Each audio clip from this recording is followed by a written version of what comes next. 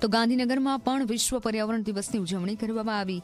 સચિવાલયના પ્રાંગણમાં સીએમના હસ્તે એક પેડ માં કે નામ અંતર્ગત વૃક્ષારોપણ કરવામાં આવ્યું। પ્રધાનમંત્રી મોદીએ આપેલા એક પેડ માં કે નામના સંકલ્પને સાર્થક કરવા માટે વૃક્ષારોપણ કરી સચિવાલયમાં માતૃવન બનાવવામાં આવ્યું, જેમાં 4000 જેટલા વૃક્ષોનું વાવેતર કરાયું।